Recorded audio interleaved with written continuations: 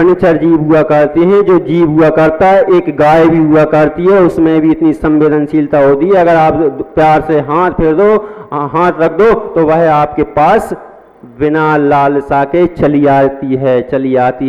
आंसू भाई बाबा, वह बगैर उसके मतलब के चली आती है।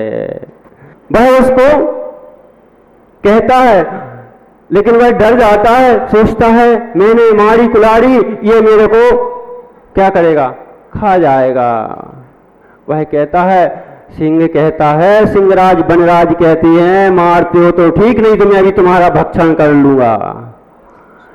उसने कुल्हाड़ी गर्दन पर मारी।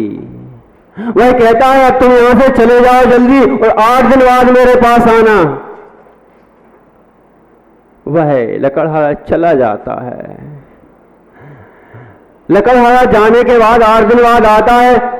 हमने प्रैक्टिकल देखा है कि अगर श्वान को कोई घाव हो जाए, कुछ हो जाए, तो अपनी जीभ से चाट करके उस घाव को भर लिया करता है, उस घाव में दवा लगाने की आवश्यकता नहीं पड़ती है। ऐसे ही सिंह ने भी क्या किया, वह घाव को अपने ही मुख की लाल से चाट कर और 8 दिन में भर लिया। जैसे ही वह प्राणी पहुंचा, वह लकड़हारा पहुंचा और जाकर के पूछता है, सिंह भाई, तो वह कहता है तुम आ गए, अच्छा किया, आज का दिन था, अगर तुम नहीं आते तो मैं जाकर के तुम्हारा भक्षण करता। तुमने देखो तुम कैसे हो, तो भाई कहता है देखो जो घाव था वह तो मेरा भर गया, लेकिन जो तुमने अंदर जो घाव दिया था, जो गदा कहा था, वो घाव मेरा भर ही नहीं रहा, वो भरने वाला भी नहीं है। तो कहते हैं कठिन वचन मत बोल, ऐसे वचन भी किसी का मत बोलो जिससे कि उसके हृदय को आघात लग जाए। कविराज जी, आघात लग जाए। अगर आघात लग जाता है तो फिर सांवला जी बहुत ज्यादा दुख होता है और प्राणी समझता है कि हमने तो कुछ किया नहीं है। अरे आपने बोल दिया, पूरा महाभारत बस इसी पर से खड़ा हो गया। अंधे के अंधे ही होते हैं, अंधे के अंधे ही होते हैं। किससे बोला था? द्रौपदी ने किससे बोला था? धृतराष्ट्र, दुर्योधन से बोला था। धृतराष्ट्र के पुत्र थे, ज्येष्ठ पुत्र था दुर्योधन, उससे बोला था अंधे के अंधे ही हुआ करते हैं। तो फिर कहते हैं हमेशा मीठा बोलना चाहिए। और मीठा भी कैसा बोलना चाहिए? ऐसा नहीं जिसमें गुड़ टपके, शक्कर टपके, और शक्कर टपकती ही लार आया करती है। तो ऐसा भी मीठा नहीं। मीठा कैसे? अकर्षिया के मुख से नहीं गोच के दंत, और जो मीठे मीठे बोलते उनसे बचिए कंत। कबीराज जी, अकर्षिया के मुख नहीं गोच के दंत, और जो मीठे मीठे बोलते हैं उनसे बचिए कंत। और अमरवेल के जड़ नहीं गोच के दंत, जो नर धीरे धीरे बोलते उनसे बचिए कंत। जो प्राणी रस ले करके बोलते हैं और काम बनाने के लिए, अरे भैया कबीराज जी आप आ गए, बहुत अच्छा किया, हम तो आपके ही इंतजार कर रहे थे, आपका ही बाट जोड़ रहे थे, आपको ही सोच रहे थे, कब हो तो आप आ जाओ। इस प्रकार आपके मुख पर ऐसी चाशनी लगाना, ऐसी शहद लगाना, तो समझना इसका जरूर कोई काम बनने वाला है। यानी बुंदेलखंड में कहें कि यह कोई उल्लू सीधा करने वाला है। उल्लू यानी उल्लू बनाने वाला है। जो इस प्रकार का मीठा मीठा बोले, हमेशा उससे बचिए। गोंच के दांत नहीं होते। कभी आपने गोंच के दांत देखे हैं?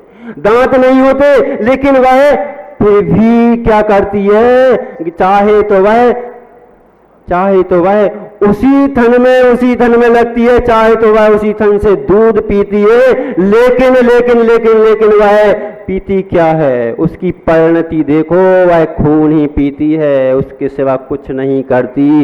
ऐसे ही जो मीठे बोलते हैं, समझना एक जरूर कोई हमारे साथ विश्वासघात करने वाले हैं। और आपने अमरवेल देखी होगी, अमरवेल सभी जानते हैं। अगर जिस पेड़ पे डाल दी जाए उसमें जड़ नहीं होती, कुछ भी नहीं होती, लेकिन वह पेड़ को पूरा सुखा दिया करती है। एक इतनी सी डाल डाल लो, इतनी सी डाल डाल लो, 8 दिन में तो आपका पूरा पेड़ ऐसे दिखेगा, ऐसा दिखेगा कि इसमें कुछ भी नहीं है, मात अमरवेल है, और वह उस पेड़ को चूस लिया करती है। ऐसे ही जो मुख पर मीठा बोले तो समझ लेना वह सत्य नहीं बोल रहा है। आपको लग रहा है ये हमारी चाकरी कर रहा है, हमारे ऊपर बोल रहे हैं, सत्य बोल रहा है, लेकिन ये सत्य नहीं बोल रहा है। ऐसा सत्य वालों से भी बचना चाहिए। पहले व्यक्ति की परिणति देखो, चेहरा पहचानना देखो कि ये किस प्रकार का शब्द कर रहा है, उस प्रकार ही फिर उस पर विश्वास करो। हर किसी पर भी विश्वास करना नहीं चाहिए। सांवला जी, हर किसी पर भी विश्वास कर लिया तो समझो कि उस अमरवेल की भांति वह आपको चूस डालेगी, कुछ भी नहीं बचने देगी। सावधान, सत्यवादी भी सावधान। कौन से सत्यवादी से?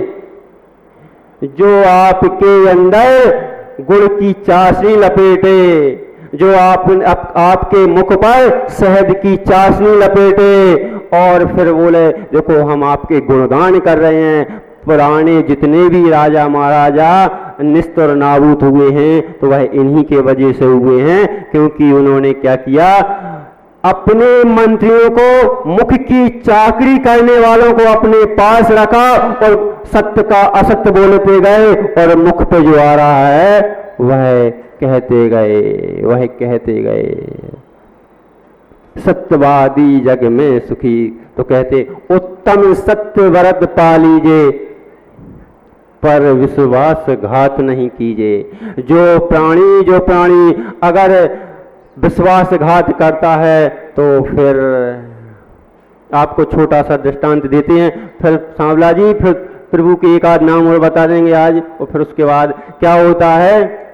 जो प्राणी सत्य में बहुत माहिर हो जाता है वह भी अपने आप को मालूम नहीं क्या समझने लगता है। वह सोचता है कि संसार में जो कुछ हूं मैं भी वही हूं। ऐसे ही यहाँ पर हुआ, वह सत्य घोष से मिलो।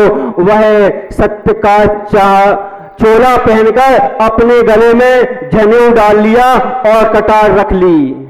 सत्य फिर ऐसा भी होते हैं, बहुत से सत्य का चोला दामन पहन लेते हैं, लेकिन मुख पर उनकी होती है अशुद्धि।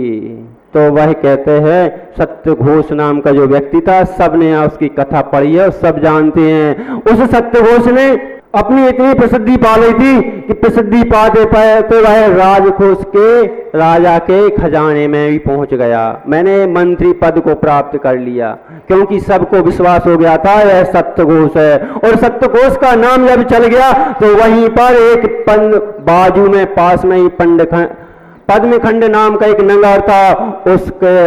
उस नगर का एक सेठ था, दत्त सेठ, समुद्र दत्त सेठ। भाई समुद्र दत्त सेठ को व्यापार करने जाना था, उसके पास 5 रत्न थे, 5 रत्न। वह 5 रत्नों को सोचता है घर पे रख जाऊंगा तो कोई चोर आदि ले जाएंगे, हरण कर ले जाएंगे। इसलिए सत्यधर नाम का जो व्यक्ति है, सत्यघोष नाम का जो व्यक्ति है, मैंने उसका नाम सुना है, मैं उसको यह दे देता हूं। वह दे देता है और चला जाता है व्यापार करने। और व्यापार करके जब वह लौटता है बहुत समय बाद, तो आते समय बहुत सारा धन कमा के विदेश से लेकर आता है। जैसे हम भी जाते हैं, यहाँ पर हमें 25,000 की नौकरी पसंद नहीं आती, 30 लाख की नौकरी करने बाहर चले जाते हैं। और 30 लाख की जब नौकरी करते जाते हैं तो घर पे हमने वही भी सुन रखा है कि एक जगह ऐसा हुआ कि उसके पिताजी चले गए, तो वो कहता क्या है, मेरे को ऑफिस से छुट्टी नहीं मिल रही, मैं पैसे दे भेजूंगा, आप पड़ोसी वाले उनके साथ संस्कार कर देना। ऐसा भी लोग करते हैं, पैसे के खातिर सब सत्य भी चला जाता है, झूठ भी चला जाता है, विजय भैया सब चला जाता है। ऐसे ही यहाँ पर भी हुआ। उस सत्यदत्त सेठ ने उस सत्यघोष के पास, दत्तदत्त सेठ ने सत्यघोष के पास अपने 5 रत्न रख करके विदेश चला गया। और जा करके आता है तो आते बहुत सारा धन जैसे ही कमा के लाता है, उसका धन जहाज से डूब जाता है।